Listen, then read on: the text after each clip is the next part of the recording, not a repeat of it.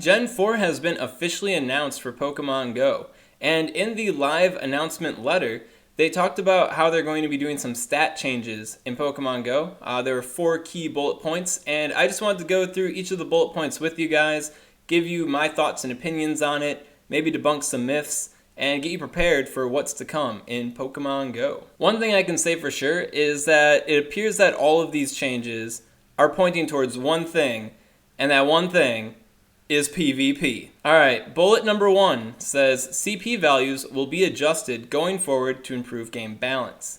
Now, this doesn't really mean anything. CP is just a number that's supposed to indicate your Pokemon's offensive potential.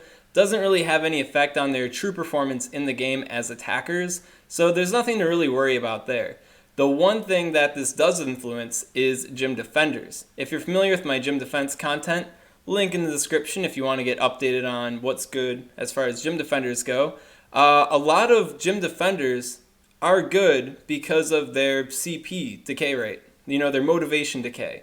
The little hearts on top of them in the gym and how they go down over time. Well, what your CP range is on your Pokemon determines how fast that heart gets depleted over time. So if you're trying to defend a gym for a long period of time, you want to keep that heart fuller longer. And that is entirely based off of your Pokemon's CP range. So as far as what an optimal gym defender is for the defender tier lists go, if it's not immediate gym defense like pre-raid or something like that, then your Pokemon's performance at specific CP ranges is a really big deal. So this is definitely going to move pieces around on the chessboard as far as what's good on gym defense. As far as gym defense goes right now, still doesn't really matter that much, so nothing to really worry about too much there, but do expect some changes as far as the defender tier lists go for sure. And I'll be keeping you guys updated on that. Maybe you should subscribe to me so you can get those updates. Alright, bullet number 2. HP values will be adjusted to close the gap between high HP Pokemon and low HP Pokemon. Now, this is an update that myself and other members on the Sylph Road have been suggesting for about a year now. The basic premise is that you've got the two sides of the fence here. You've got super high HP Pokemon such as Blissey, and they're stupidly busted because of their stupid high HP. And then you've got mega low HP Pokemon, such as Alakazam. And they have their influence in the game really stunted because they can't survive that long to perform well in battle. So by normalizing this HP a bit more, bringing them more towards the center, then it nerfs the high HP Pokemon. They're no longer as stupid. And it buffs the low HP Pokemon. They're no longer as fragile, which is overall kind of good and healthy as far as, giving some variety to the metagame.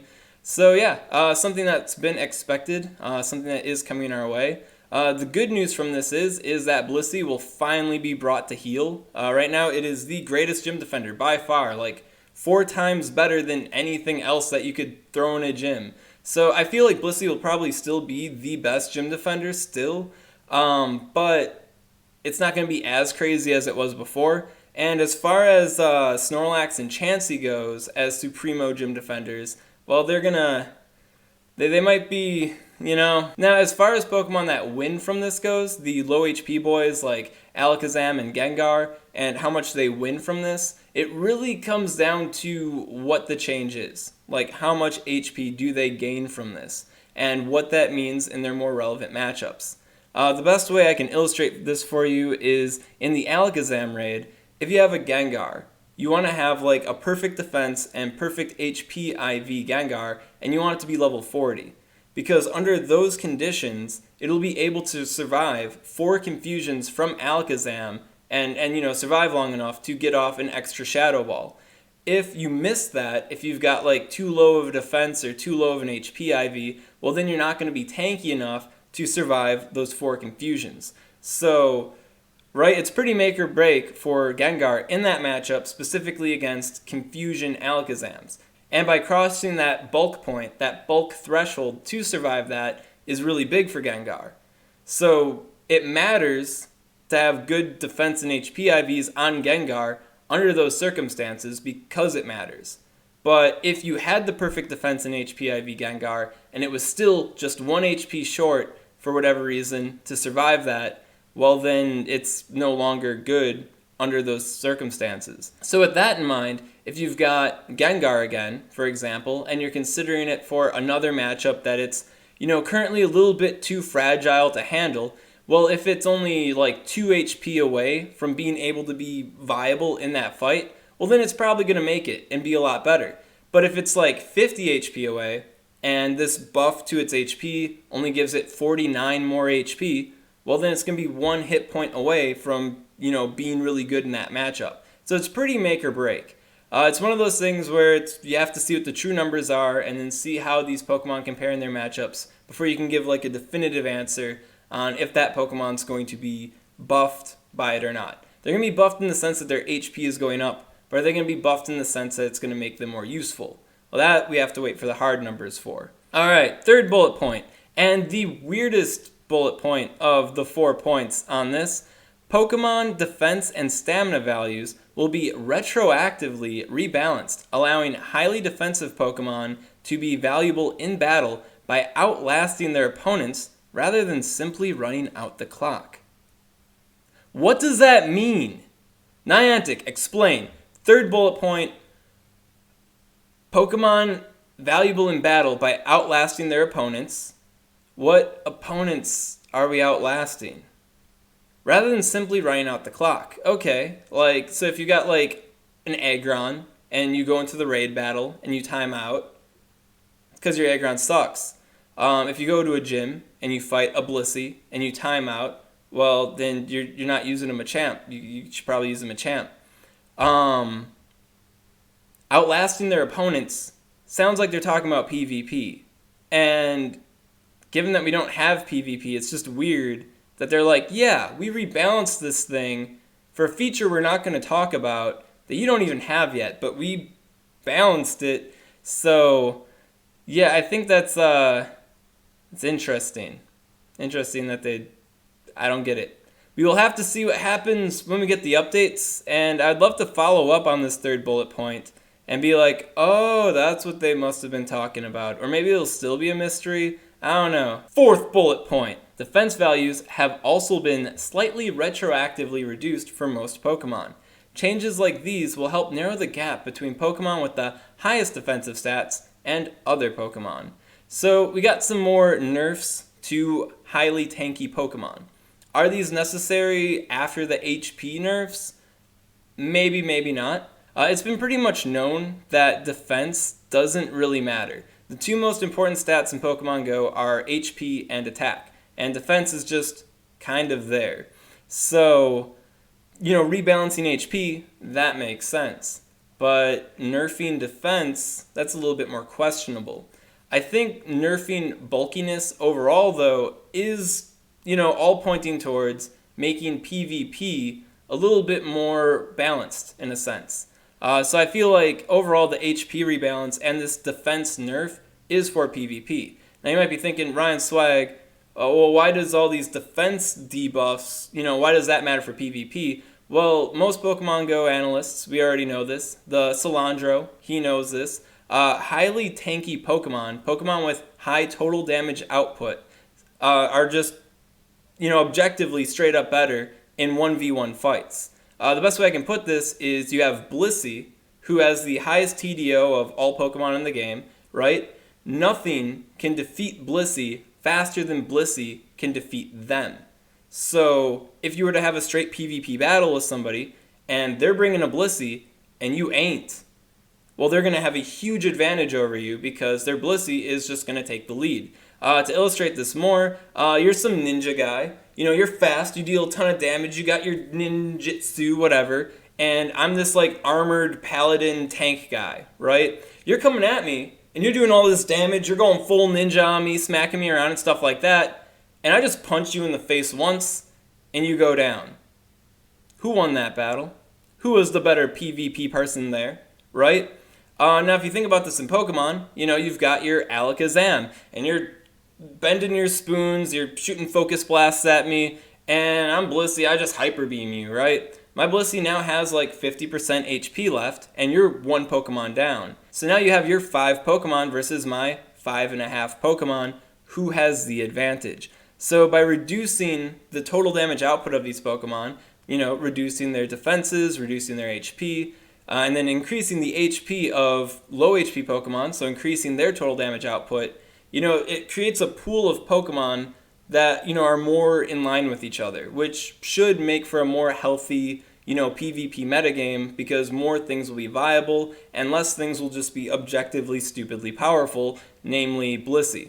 So I think that's going to be pretty good for the metagame. So these are my thoughts on the changes that are coming to Pokemon Go, the effectiveness in battle.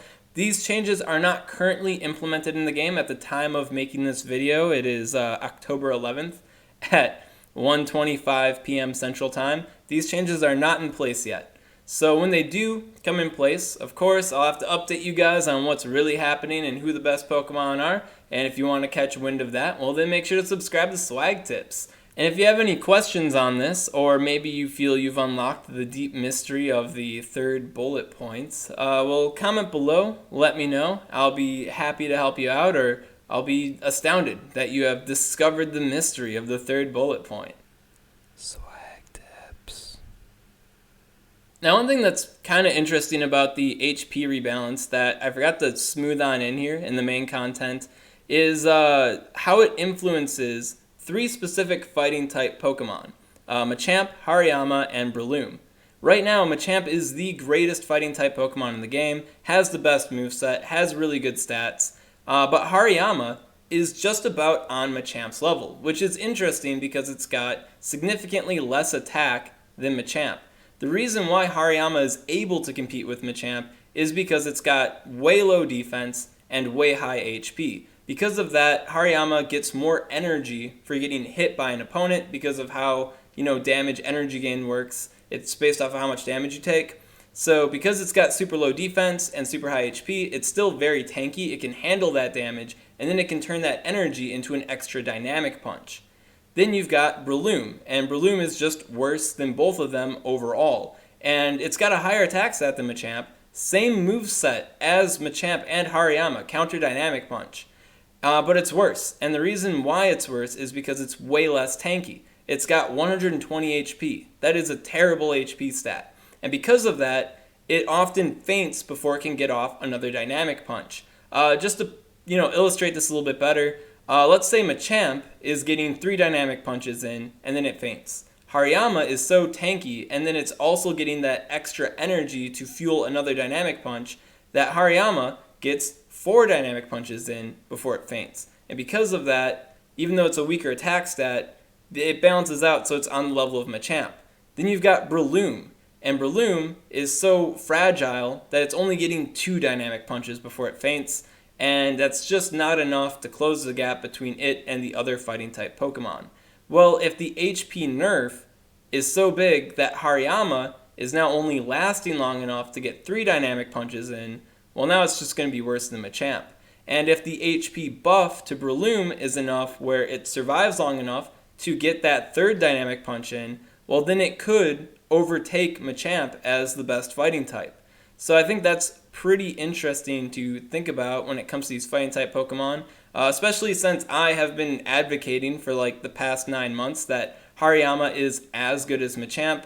Well, now it might be worse. And I say might be because we don't know what these changes actually mean. If the HP nerf is so much that Hariyama can still get off the 4 dynamic punches, well, then it doesn't matter for Hariyama. And if the HP buff isn't enough for Breloom to get in that 3rd dynamic punch, well, then it doesn't matter. They're just stagnant. They're where they've always been. Furthermore, we do have some new fighting types coming in Gen 4. We've got Gallade and Lucario. We also got Infernape, but nothing's going to save Infernape. So yeah, Gallade and Lucario. And you'll notice that Gallade and Lucario both have higher attack stats than Machamp. But because of their, either lower bulk or limited move pool, they can't really compete with Machamp. So in previous analysis, I was like, yeah, Machamp, barring any weird Game Master changes, is just going to still be the greatest fighting type. Well, now we're getting some major Game Master changes. Yeah, so Lucario's pitiful 140 HP is probably going to get a buff. And, Gallade's lower than that HP is also going to get buffed. So tankier fighting type Pokemon. And then there are also some new fighting type attacks that were data mined coming in with Gen 4. We don't have stats on them yet, but we do have Superpower, which I'm pretty sure is going to be a charge move. And then we also got Drain Punch. And I think it's going to be a fast move, but it could be a charge move. Drain Kiss is a charge move. So, right? But we are getting new fighting attacks in the game, which are attacks that Gallade and Lucario could feasibly get. And they could be retroactively given to any of these fighting type Pokemon.